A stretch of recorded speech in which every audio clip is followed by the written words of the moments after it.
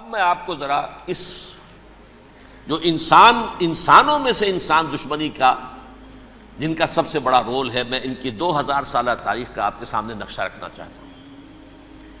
ان 1400 سال کا تو میں نے صرف 4 آپ کو پوائنٹس بتائے۔ موسیٰ سے عیسیٰ تک 1400 برس علیہم الصلاۃ والسلام، 2 مرتبہ عروج، 2 مرتبہ زوال، اشیریوں کے ہاتھوں پٹوائی، بابلیوں کے ہاتھوں پٹانا، گریکس کے ہاتھوں مرمت، رومنز کے ہاتھوں مرمت۔ یہ جو 2000 سال ہیں، کیونکہ اب تو ظاہر بات ہے 21ویں صدی شروع ہو گئی، 20 صدیاں حضرت مسیح کو پوری ہو گئیں۔ پہلی بات نوٹ کیجئے، حضرت مسیح کی پیدائش ہے سن 1 قبل مسیح۔ یہ نقطہ آپ نے کبھی سنا ہے یا نہیں؟ جب ملینیم کا سلسلہ شروع ہوا تھا پچھلے سال، تو میں نے بیان کر دیا تھا کہ ایک عجیب حساب کے اندر انہوں نے غلطی کی ہوئی ہے۔ حضرت مسیح کی پیدائش ہوئی 25 دسمبر کو، سن انہوں نے شروع کر دیا، جو اس کے بعد جنوری آئی تو پہلا سال شروع ہو گیا۔ اگر جنوری سے پہلا سال شروع ہوا تو یہ 6 دن جو ہے تو اس کے پچھلے سال میں تھے، لہذا کہا جائے گا کہ Jesus Christ was born 1 year before Christ, BC۔ تو 1 قبل مسیح میں حضرت مسیح کی پیدائش ہوئی۔ یہ آخری اسرائیلی نبی اور رسول۔ یہودی علماء کی مخالفت، دشمنی، سولی پر چڑھوا دینا میں بیان کر چکا ہوں۔ سن 33 عیسوی میں، جبکہ حضرت مسیح کی عمر 33 برس تھی، اللہ تعالیٰ نے انہیں زندہ آسمان پر اٹھا لیا، لیکن یہودیوں نے اپنے خیال کے مطابق انہیں سولی پر چڑھوا دیا، ان کی موت واقع ہو گئی۔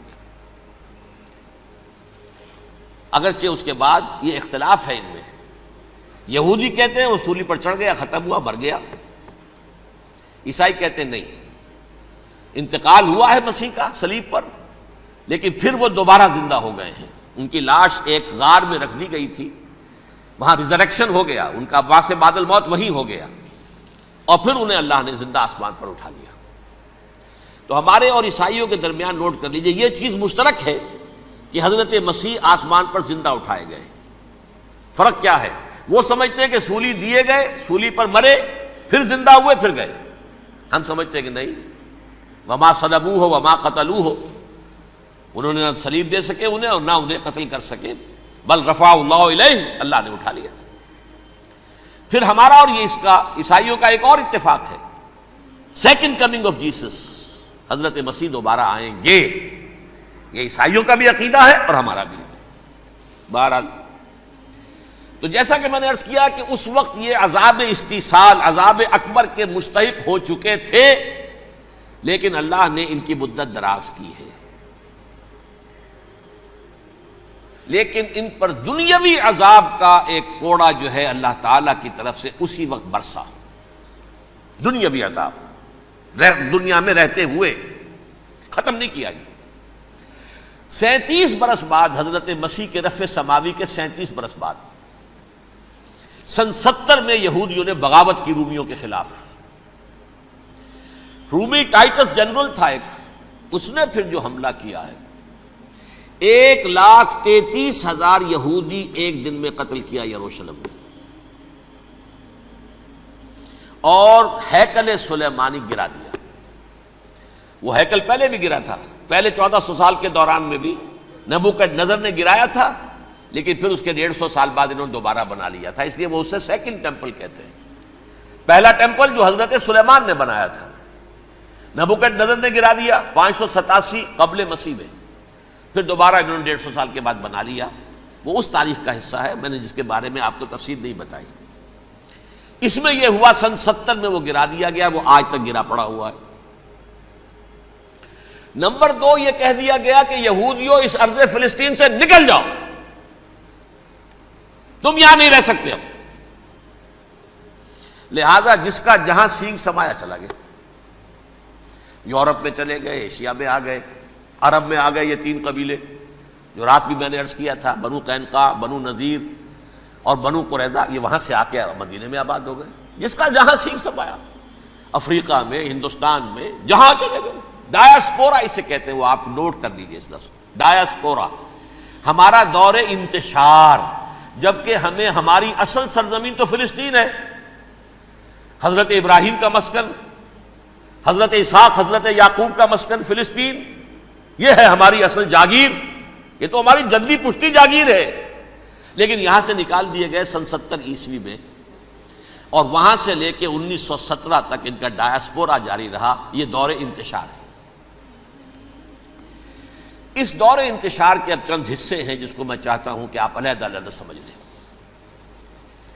دور انتشار کا جو پہلا جو ہے تقریباً 300 برس رومی حکمران تھے، وہ یہودیوں کے بھی دشمن تھے اور عیسائیوں کے بھی دشمن تھے، عیسائی اور یہودی ایک دوسرے کے بھی دشمن تھے،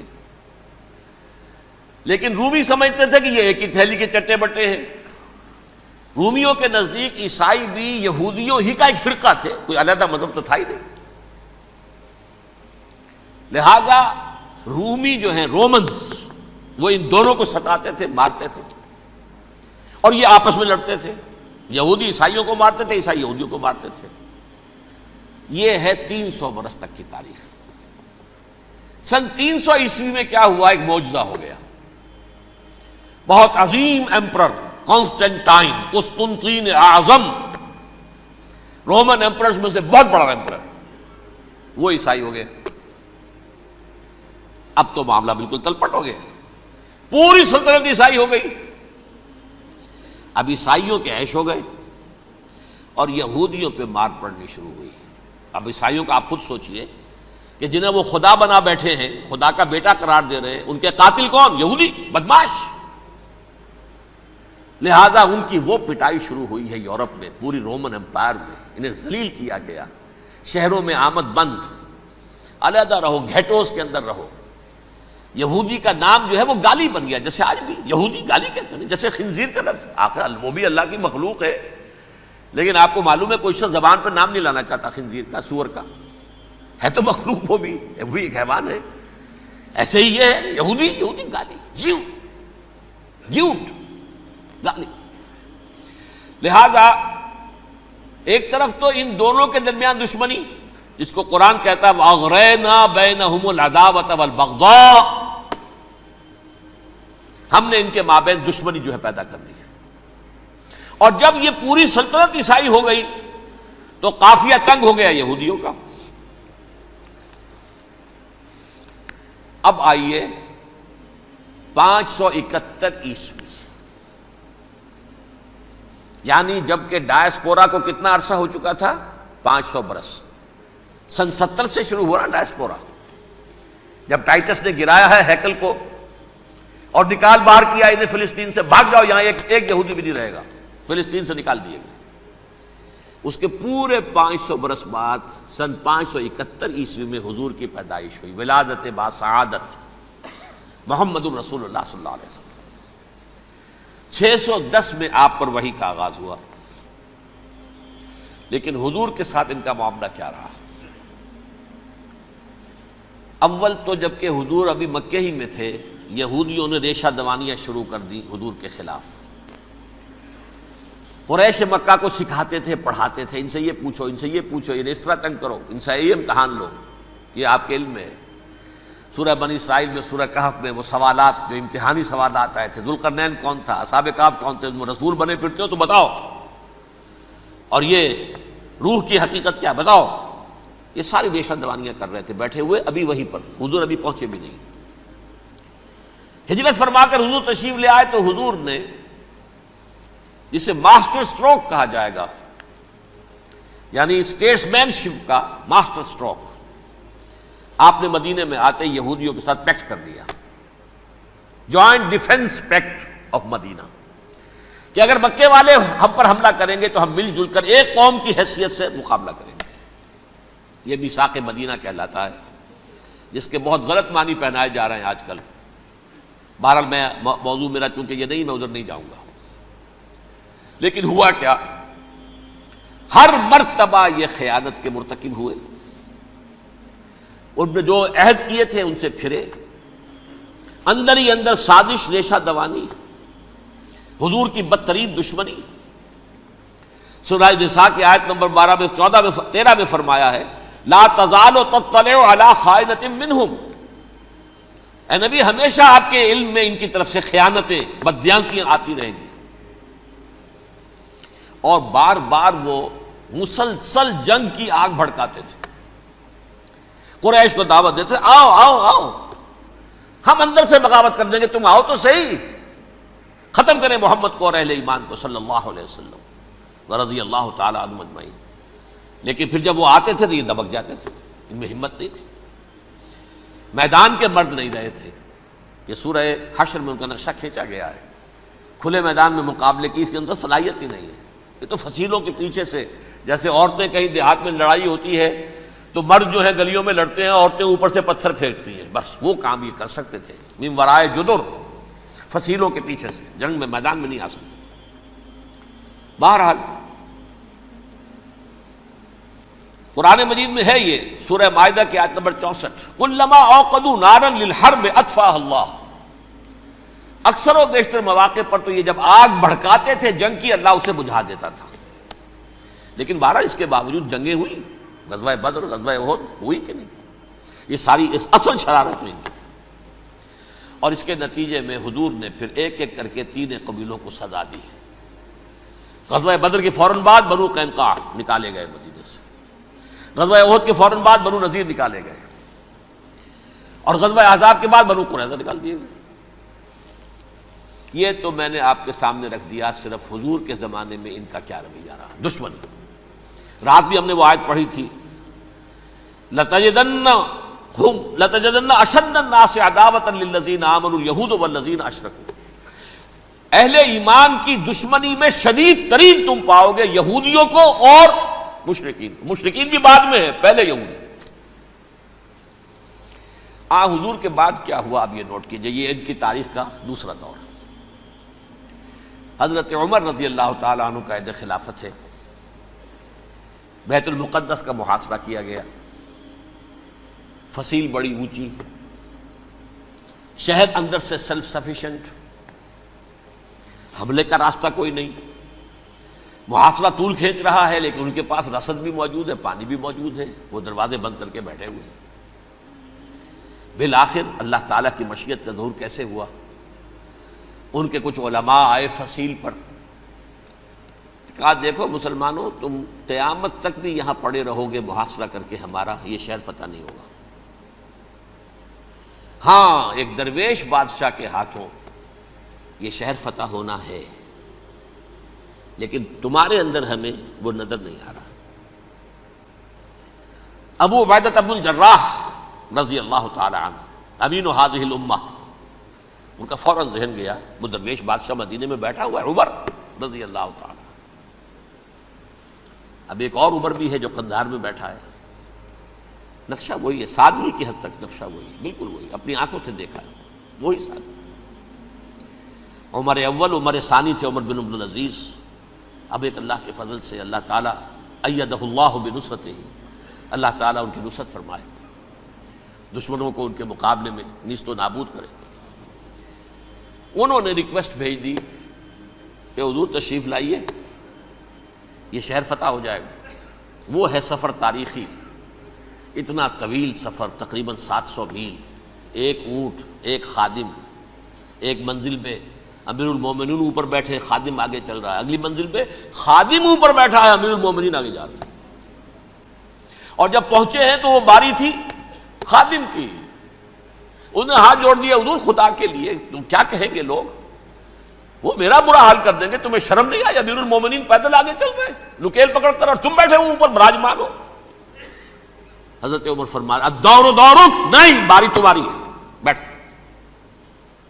اس حال میں پہنچے ہیں.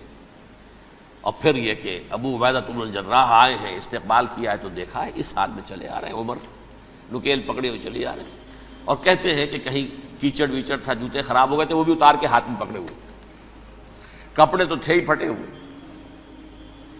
انہوں نے کہا بھی حضرت ابو عبیدہ نے، دیکھیے یہ بڑا متمدن ملک ہے، بڑا مہذب علاقہ ہے، یہ آپ ذرا حلیہ اپنا دوست فرما لیں تب جا کے پیش ہم آپ کو کریں گے.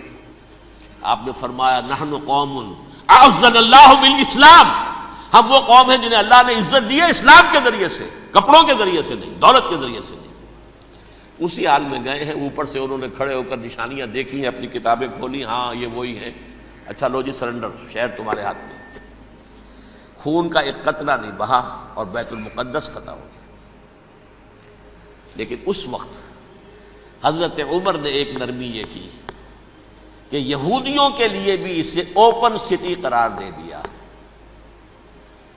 یہ احسان عظیم حضرت عمر کا، اس سے پہلے یہودی آ ہی نہیں سکتا تھا، داخل ہی نہیں ہو سکتا تھا، وہاں وہ آ کر وزٹ نہیں کر سکتا تھا، زیارت نہیں کر سکتا تھا اپنے مقدس مقامات کی۔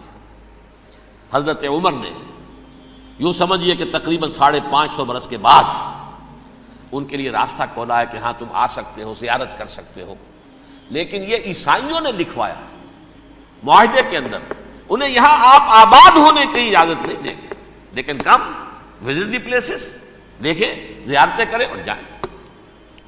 یہ معاہدہ حضرت عمر کا ہے رضی اللہ تعالیٰ، جو پھر خلافت راشدہ کے بعد بنو امیہ نے بھی اس کو آرڈر کیا، بنو عباس نے کیا، پھر جو ہمارے یہ ترکوں میں اندر خلافت آئی تو ترک خلفاء نے بھی اس معاہدے کی پوری پابندی کی۔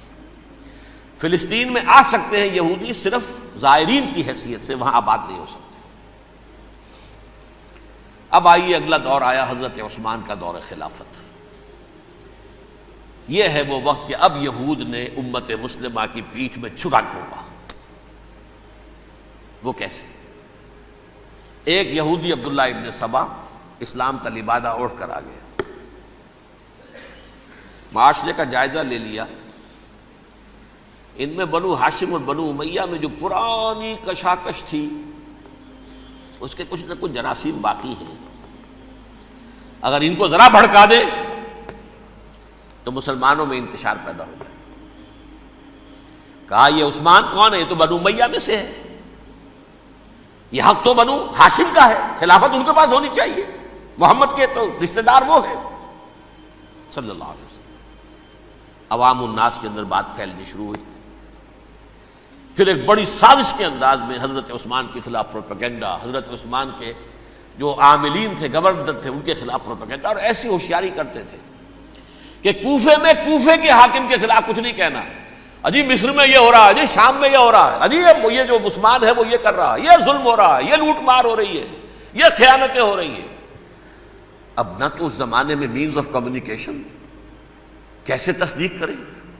افواہیں تو آپ آج کراچی کے اندر شروع ہو جائے تو پتہ نہیں چل سکتا کسی کو کہ کیا اس میں صداقت ہے کیا جھوٹ ہے، اور بری بات جو ہے فطرت انسانی کی کمزوری ہے وہ فوراً قبول کرتا ہے، کسی کے بارے میں اچھی بات ماننے کو تیار نہیں ہوتا لیکن بری بات تو فوراً تیار ہے۔ بہرحال یہ فتنہ انہوں نے اٹھایا، حضرت علی کی الوہیت کا فتنہ اٹھایا، حضرت عثمان کے خلاف الفتنۃ الکبریٰ برپا کیا، حضرت عثمان شہید ہوئے۔ اس کے بعد 5 برس تک مسلمان ایک دوسرے کی گردنیں کاٹتے رہے، باہمی خانہ جنگی ہوئی، امت کو وہ زخم لگایا ہے جو آج تک جس سے خون رس رہا ہے۔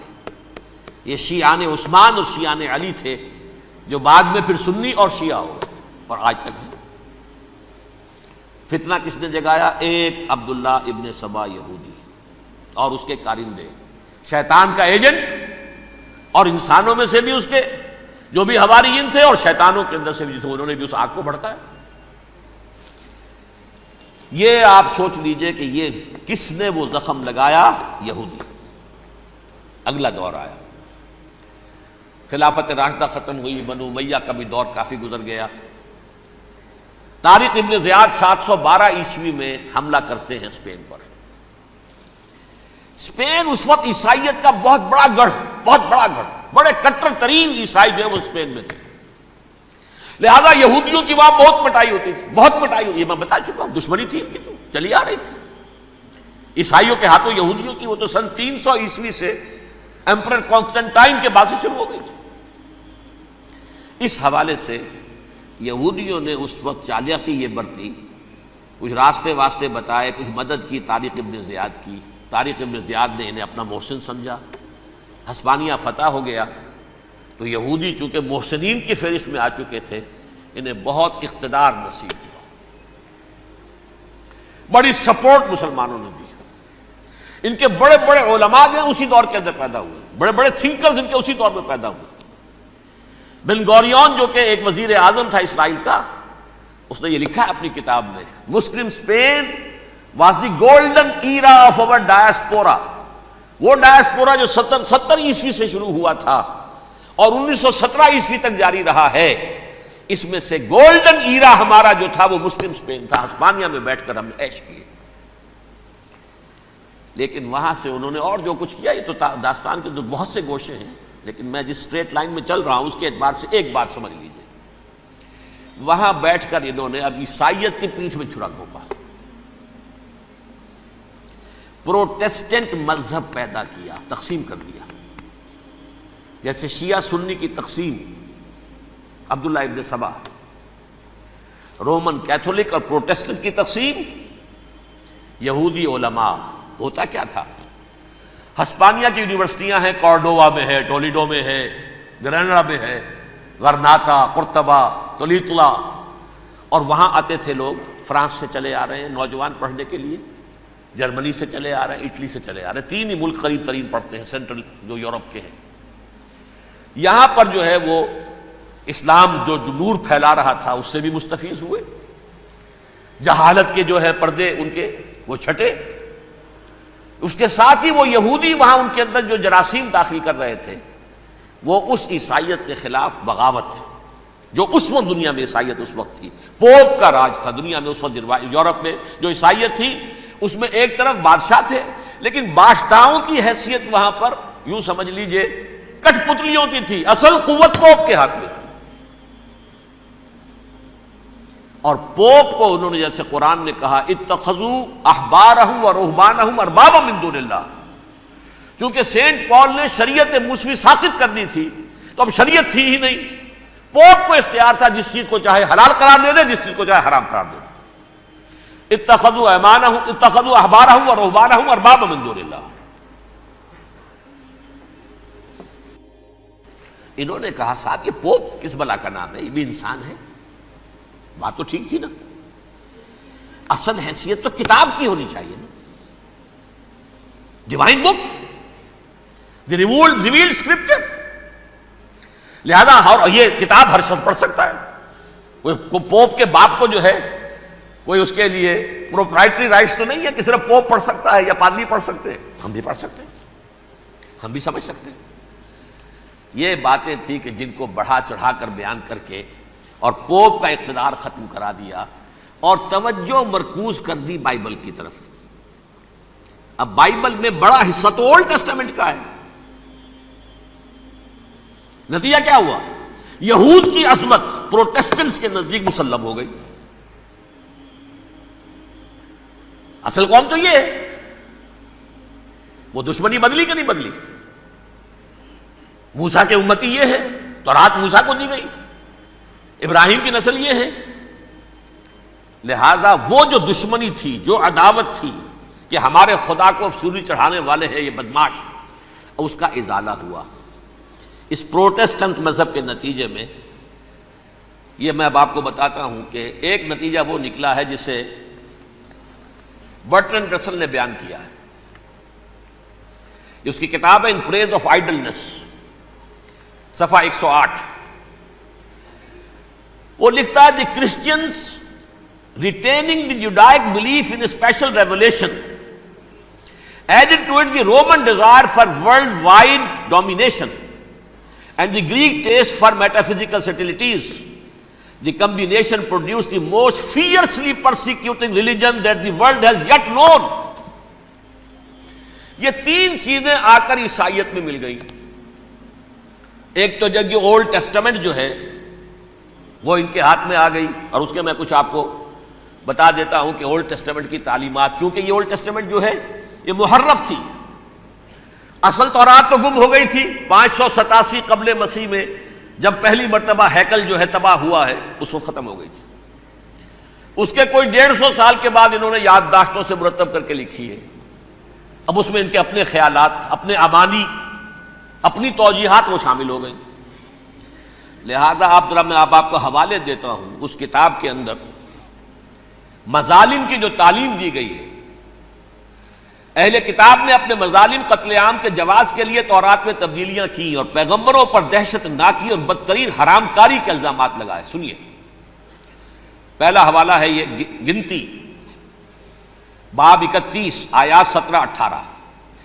اس لیے ان بچوں میں جتنے لڑکے ہیں سب کو مار ڈالو، اور جتنی عورتیں مرد کا منہ دیکھ چکی ہیں ان کو بھی قتل کر ڈالو، لیکن ان لڑکیوں کو جو مرد سے واقف نہیں اور اچھوتی ہیں اپنے لیے زندہ رکھو.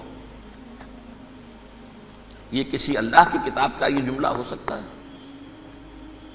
کسی ریویل بک کا؟ اور سنیے، یہ ہے استثناء ڈیٹرانومی باب 20 آیت 16-18. پر ان قوموں کے شہروں میں جن کو خداوند تیرا خدا میراث کے طور پر تجھ کو دیتا ہے، کسی ذی نفس کو جیتا نہ بچا رکھنا، جیسا خداوند تیرے خدا نے تجھ کو حکم دیا بالکل نیست کر دینا. مرد، عورتیں، بچے، بوڑھے سب ختم.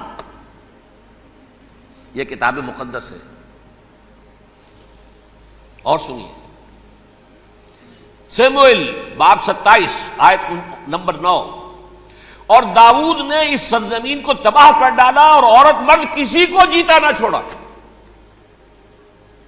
نمبر 4، ان سب آباد شہروں کو ماں، عورتوں اور بچوں کے بالکل نابود کر ڈالا. کتاب استثناء باب 3 آیت 6.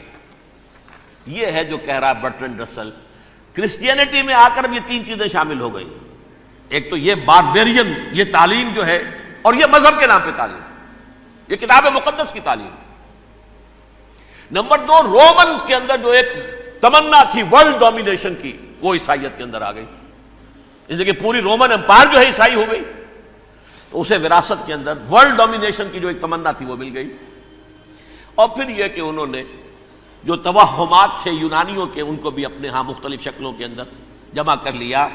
ان 3 چیزوں کا the combination produced the most fiercely persecuting religion that the world has yet known. اس کے نتیجے میں دنیا میں تاریخ انسانیت کے اندر جو بدترین خونخوار ترین مذہب ہو سکتا ہے وہ شکل عیسائیت نے اختیار کی.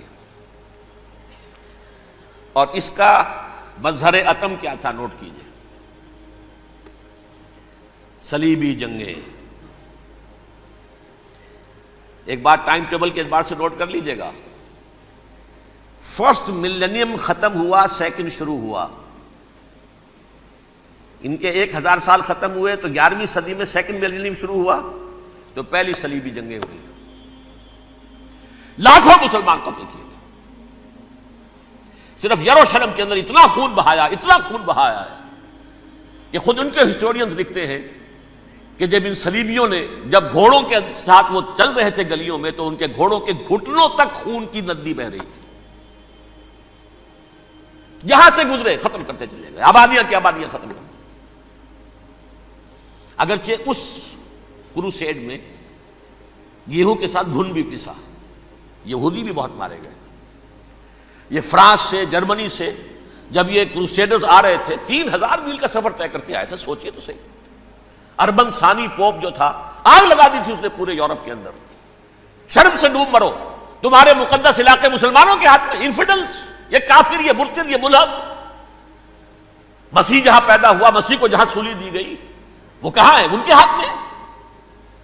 وہ آگ لگائی ہے. 3000 میل کا فاصلہ طے کر کے یہ قومیں آئی ہیں وہاں، اور جو تباہی مچائی ہے انہوں نے. تاریخ انسانی میں ایسی بربریت کی کوئی مثال. اور یہ ان کے اپنے ہسٹورینز لکھتے ہیں. شرم کے مارے ایسے محسوس ہوتا ہے جیسے ان کی گردنیں جھکی جا رہی ہوں. لکھتے ہیں